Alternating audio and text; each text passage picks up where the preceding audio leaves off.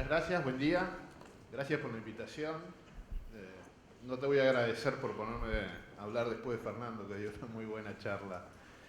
Pero, bueno, me han pedido que hablara y que expusiera un poco sobre un tema bastante aventurado, que es el escenario de precios de petróleo.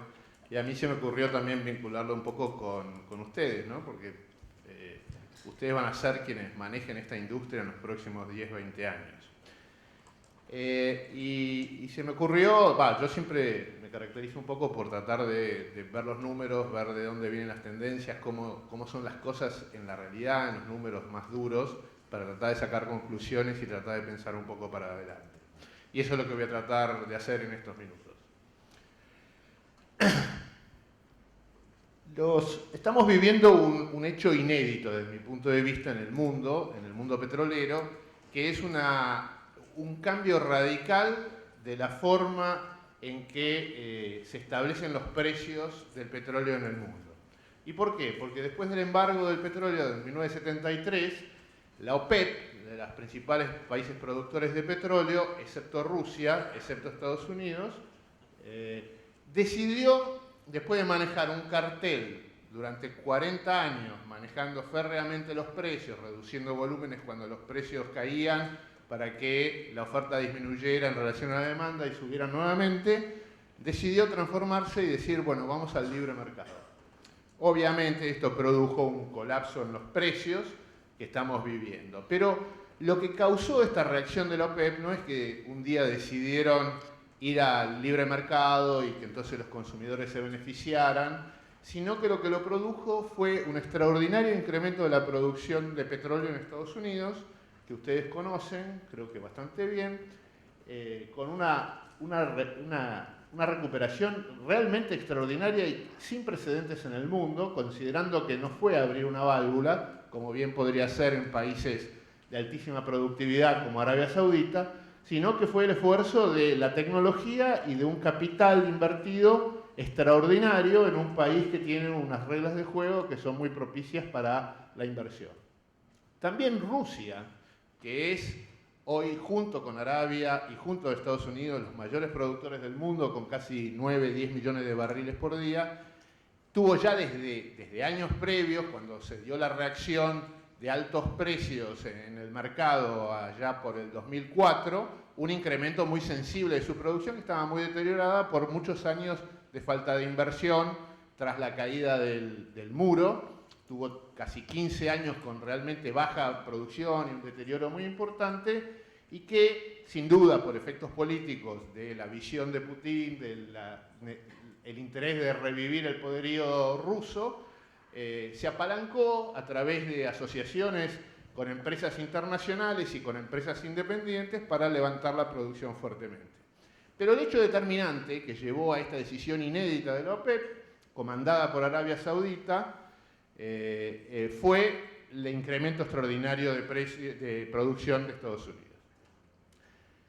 No obstante, la caída que estamos viviendo en el precio, el referente es el Brent, es realmente notable, ¿no? Porque desde máximos o de hace poco más de 2 años, en torno a $124 el barril, ya había habido un máximo previo antes de la crisis mundial financiera del 2007, estamos en un promedio en el año en el orden de los $55 por barril, y estamos viendo hoy que está por debajo del precio, está en torno a los $50 por barril.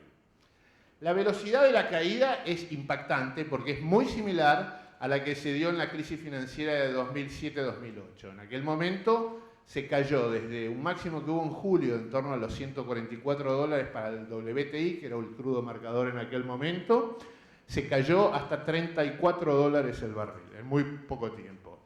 La magnitud y la velocidad de la caída en este caso es bastante parecida.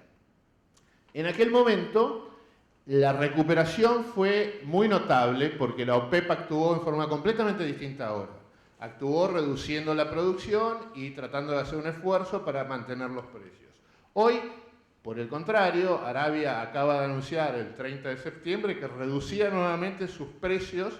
Ellos tienen un mecanismo donde establecen el precio del cual van a vender al mes siguiente, los redujo nuevamente para competir y ganar market share contra otros productores.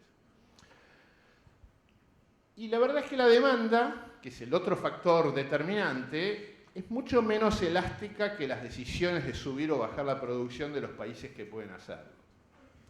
Porque en Estados Unidos, el mayor consumidor de derivados del petróleo, los stocks se mantienen en niveles de petróleo en niveles extraordinariamente elevados y donde no se advierte que después de la caída de la demanda de naftas, que es el combustible más consumido en Estados Unidos, y de gasoil en menor medida, después de la caída que hubo en el 2008 por efecto de la crisis financiera que afectó bastante a la economía de Estados Unidos, nunca se recuperaron los niveles de consumo de combustibles de aquel momento, y si bien Estados Unidos está creciendo, tiene la característica de crecer sin aumentar su demanda energética. Y por lo tanto, el extraordinario aumento de la producción local de petróleo produce una formación de stocks importantes en Estados Unidos y una reducción de importaciones y por lo tanto una reducción de la demanda agregada de petróleo de terceros países. La demanda de naftas está débil, esto se puede advertir con la caída de precios que hubo, donde nuevamente se encuentra cerca de los mínimos que se tocaron a principio de año, con sobreofertas muy importantes que están produciendo efectos en distintos lugares del mundo. Pero, aún en este contexto, a mí me interesa un contexto claramente de crisis mundial, ¿no? Donde la Argentina está un poco desacoplada por el momento, pero es un efecto de una crisis realmente importante. ¿Por qué? Porque a diferencia de aquella crisis del 2007-2008 o de otras que por ahí me tocó vivir, y por ahí Fernando se acuerda, en el 86 yo operaba en el sur de Santa Cruz y le vendí petróleo a YPF a $9 el barril. ¿Sí? Y había que vivir con eso. Pese a esa situación, yo lo que quiero resaltar es que los mínimos que se van produciendo por efecto de estas crisis en el mercado comercial más grande de cualquier bien en el planeta, como es el petróleo, son crecientes. ¿Sí? No se tocaron $34 el barril como en enero del 2008. Se tocó un poco arriba de eso. Estamos cerca de los mínimos. ¿Será un piso o no será un piso? Bueno, nadie lo sabe porque predecir el precio del petróleo es imposible. Pero en el largo plazo, yo quiero resaltar que si bien se produjo un aumento extraordinario de la oferta en Estados Unidos, es un aumento de oferta caro. Fue el producto de los líquidos asociados a la producción de shale gas y en menor medida de shale oil. Entonces, toda esa producción es muy cara, es la que Arabia con estas medidas y sus aliados quieren tratar de moderar y que no, al menos que no continúe subiendo en esa oferta, y eso produce que los mínimos de precios de algún modo sean crecientes. ¿Y esto qué quiere decir a futuro? Que si bien yo no voy a decir cuánto va a ser el precio del petróleo, pues sería una presunción imposible de poder sustentar con mis antecedentes, pero yo sí puedo decir que en el mediano y largo plazo es difícil imaginar que va a haber petróleo barato, como en general muchas veces economistas o gente que no está tan metida en el negocio aventura. Decir, bueno, yo he escuchado economistas aquí en Argentina que dicen, bueno, acá ahora hay que bajar todos los precios porque vamos a tener petróleo a $20. Yo la verdad que no tengo la menor idea de dónde sacan todo eso. Lo único que yo puedo decir es que el petróleo va a tener vaivenes muy importantes, como nos muestra un gráfico de un periodo relativamente corto, 25, 30 años. Ustedes pueden advertir muy bien que hay una variabilidad muy importante. ¿Qué dicen las curvas de futuro de petróleo? Que desde mi punto de vista son las únicas que hoy me dicen cuál puede ser el precio futuro, porque yo podría en un mercado libre comprar y vender petróleo a esos precios hasta el año 2021.